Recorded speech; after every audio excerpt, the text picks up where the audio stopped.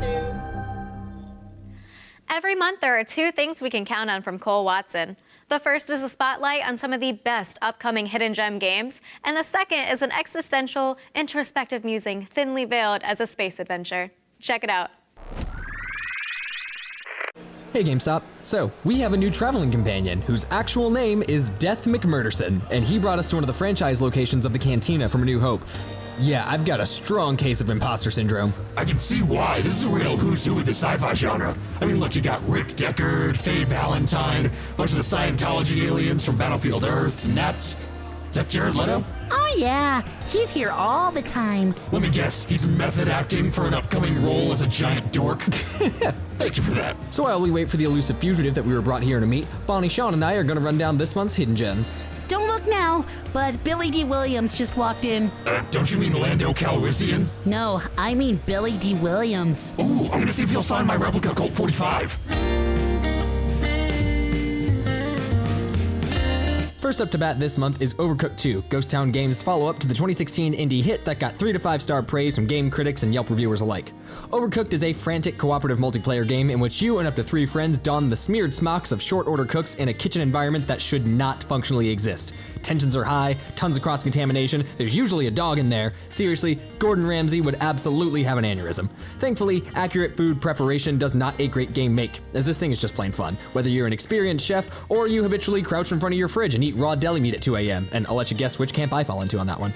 With a game like Overcooked, it's hard to see how they could screw up a sequel, especially considering that it seems to be offering exactly what people want out of it. More. There are more kitchens, more chefs, more recipes, more back-of-house dogs, and more ways to play, as Overcooked 2 will now be boasting online multiplayer in addition to its existing local options. Thoroughly wash your hands for at least 20 seconds when Overcooked 2 broils its way onto the PS4, Xbox One, and Nintendo Switch this month. Continuing in the cooking theme, we have Little Dragon's Café, the brand new game from Harvest Moon series creator Yasuhiro Wada. First and foremost, I simply want to say that this game is so cute. Whoa, buddy, you know you can't say that. I know, I'm sorry, I know, it's just so cute. I mean, look at it. Obram, look at it. I'm looking at it, yes, I see it. It's very cute. I'm not arguing with you, jeez. And I don't see how anybody could. The art direction is fantastic, specifically in how they mix the 3D models with that pseudo hand-drawn finish. It accomplishes the aesthetic without the typical clunkiness of cell shading. The rest of its cuteness comes from the rest of the actual game, which is a mixed bag that looks shockingly cohesive. It's part RPG, part open world, part rhythm game, part cooking game, a pinch of salt, and 2 tablespoons of being able to ride a dragon. I mean, Obram, tell me who doesn't want to ride a dragon? Dude, I am just sitting here. In no way am I signaling that I want to participate. All right. If you pre-order now, you may still be able to snag the limited edition, which gives you the base game, a collectible box, 18 character cards, the CD soundtrack, and a plush of the baby dragon for just 20 bucks more. Corporate shilling aside, that's honestly a great limited edition. So if you're interested, pre-order this one before you're charmed to death when Little Dragon's Café arrives on the PS4 and Nintendo Switch later this month. Up next, it's We Happy Few, the Kickstarter sweetheart that's been altering our perception with drug-induced jubilance and lead-based face paint in the depths of early access since July of 2016. This roguelike stealth strategy survival game will have you, or more accurately, one of 3 moderately terrible playable characters, shambling through the streets of Wellington Wells, located on the corner of post-war dystopia and alt history. Taking place in a totally whacked-out 1964, the island city's inhabitants have committed a sin most heinous, and bearing the guilt of the thing is simply too much for the human psyche to bear. Naturally, this leaves only one plausible solution for the distressed masses. Take a bunch of drugs that make you happy and forget stuff. This definitely won't have any negative ramifications. Except, it totally does. Namely that those taking their daily doses of joy at, wow, the drug is really called joy. Did David Cage write this? Are easily manipulated and truly unaware of the unfettered filth in which they're living. After refusing to drink the conceptual Kool-Aid capsule, it is now up to you to escape the city on the brink of full societal collapse, lest you fall victim to the hands of... Well, there are a lot of ways to die in this game, but it's crucial that you don't slip up, because this game employs permadeath, meaning that if you die, you must restart the game from the beginning. We Happy Few will be sprinting at you, law enforcement baton in hand, very soon, so pretend to take your joy and force a smile just like you would on any other day in your actual life. Hey man, are you doing okay? Moving on, we have Divinity Original Sin 2 Definitive Edition, one of the rare sequels that managed to outshine its already highly revered predecessor. I'm gonna go ahead and take that as a no. If you're unfamiliar, the first Original Sin served as a prequel to the long-running Divinity series, and it brought boatloads of new twins to the franchise for the first time, and deservedly so. Original Sin was the first video game I ever played that really captured the fun of a traditional tabletop RPG without the tedium of rolling dice and Filling out spreadsheets and managing skill points, wow, I just got so bored even thinking about that. Thank goodness for studios like Larian for serving up a fun roleplay experience that doesn't feel like a full-time job at a home equity firm. Original Sin 2, whose name is a bit confusing since it's the latest in the timeline and not a direct sequel to the prequel, offers up even more of what we love from the first game and improves upon its few shortcomings marvelously. So sink your respective 200 hours into the first one before Divinity Original Sin 2 Definitive Edition uses its max movement speed to slink onto store shelves later this month. Finally, let's talk about Pro Evolution Soccer 2019 and how it's one of the most difficult games to discuss at length due to its yearly release schedule. Look, if you play these games annually, you kind of know what to expect. The same solid core gameplay with updated rosters and a few new additions to existing game modes, and 2019's no different. You have 11 new skills, a greater emphasis on player customization, an improved budget management and negotiation system for you business majors, and 4K HD support for the PS4 Pro and Xbox One X. This year's entry also brings the David Beckham edition, which comes with some exclusive My Club bonus items. So warm up your windpipes for prolonged Vuvuzela usage when Pro Evolution Soccer 2019 fakes an ankle injury on the PS4 and Xbox One this month. Well, that's all Angela Lansbury allegedly wrote. For more information on any of these titles, speak with the guest advisor, or just punch Hey, your... wrap it up. She's walking this way. Wait, that's her? Wow, you weren't kidding. She does look like Goro. Thanks, Cole. You could pick up all of those games when they release this month. Next, let's shift gears and check out what's new with the Pokemon trading card game. What's up, everyone? It's Eric here, and I'm with my buddy Darlin. We're about to talk Pokemon.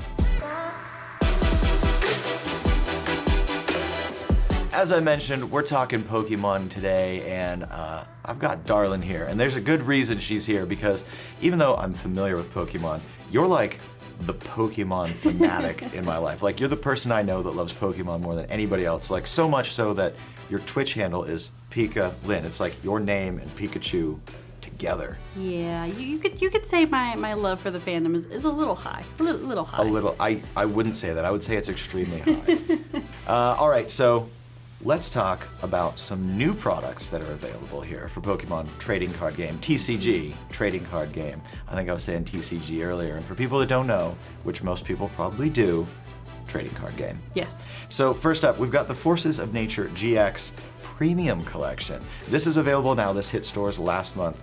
Tell us about this pack. So this pack gives you a couple of boosters, as well as it has a focus on Thundurus, Landorus, and Tornadus. As you can see here, we have a Landorus pin and a Landorus coin, as well as a Thundurus and a Tornadus promo card. Now, of course, you have to check and see when the promo cards are available to be used in tournament, but as of right now, I don't believe they are in regulation. You also get a decorative card of all 3 legendaries, which is kind of cool because that 500 HP is a little insane. Too bad you can't actually use that oversized card. That would be a little broken. It would be a little broken, but it's a cool thing for collectors to own. Exactly, yeah, definitely. Who would you recommend this pack for? I would recommend that pack for people who just collect the games. So if you collect the cards, if you just collect and you have binders and binders of each card saved up in pristine edition, get this. If you want to build a deck and you just want some of the booster packs, get this. You get a cool pin with it too. You'll have fun with it. And I wouldn't necessarily recommend it for new trainers unless you're new and getting into collecting. New trainers, I would definitely recommend with maybe like a base deck. A base deck. So, speaking of base decks, we've got some new products here that are hitting stores this month, early August. This is the Celestial Storm expansion, and we've got a couple of theme decks over here that would be great for new players. So this is Leaf Charge, and this one is Hydro Fury. So we have Swampert and we have Sceptile. So these are the Gen 3 starters. Of course, we're missing Blaziken, but you know, that's okay. That's okay. Right. So this is a base deck for you. You get the energies you need, you get the trainer cards you need, and you get the base set of Pokemon and their evolution so that you can start out and learn. You also get a playmat, you get the rules, you get some coins. You're good to go with this if you want to learn. So I'd recommend grabbing this, finding your nearest expert that you can find, maybe a few friends if you want to learn on your own. But yeah, it gives you the best way to start out. Great for somebody that wants to get started or play casually. Exactly, yes. Okay. So over here we've got a little bit more Celestial Storm. Let's start here. So this is the build and battle deck box. So what this is basically you have your evolution pack, which gives you a few basic Pokemon and their evolution so that you can start out with that starter deck, basically, in a sense. Then you also have 4 booster packs, and the booster packs will give you cards so you can build up onto that deck.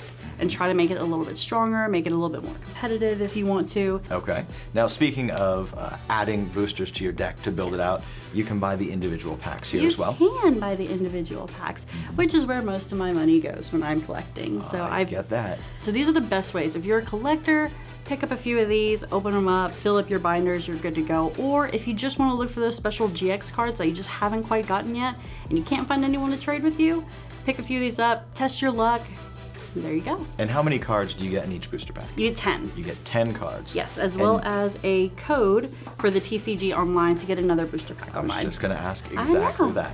Okay, now let's get into the really serious stuff. Yes. This is the Elite Trainer Box. Actually, let's move stuff out of the way and have you go ahead and open up and show us what's inside there. I know how much you like opening Pokemon cards.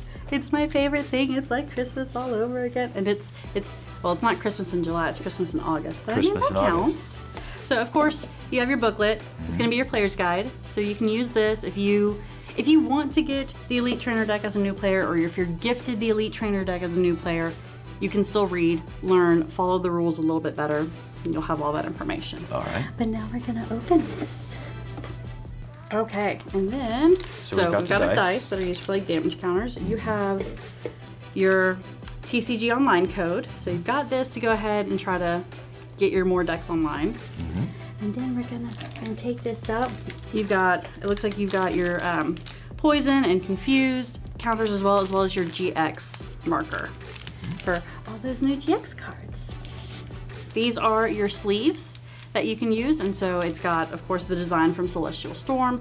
Keep your cards a little bit more pristine if you play. Some people play without sleeves and it can damage the sides and kind of takes away the value of them, but these sleeves will help that for those who want to keep their collections safe. If you have rare cards or cards that you're using frequently, this is a good thing to have. Yes, exactly. So now we have 8 booster packs. 8 booster packs. 8 booster packs to really help you build a deck from this. Now you're probably going to have some cards that you bring with you, and you can bring those cards, but these are definitely going to help you get more chances for those newer GX cards, get to those chance for those new basic Pokemon to build up to those GX cards if they need to build up, things like that. Okay.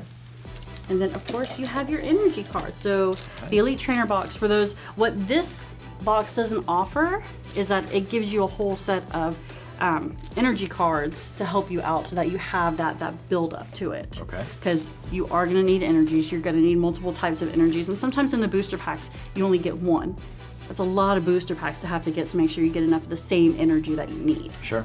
So the Elite Trainer Box is going to be great for maybe somebody that already has a deck and really wants to build out their deck into Yes. something really strong and special. Exactly. All right. Well, darling, as always, thank you so much for stopping by to talk Pokemon trading card game. And you can pick up all of these items while supplies last at your local GameStop store, on GameStop.com, or through the GameStop app. I'll be back more with the coolest items coming to GameStop soon. After the break, we're going to get serious about sports games. We'll be right back.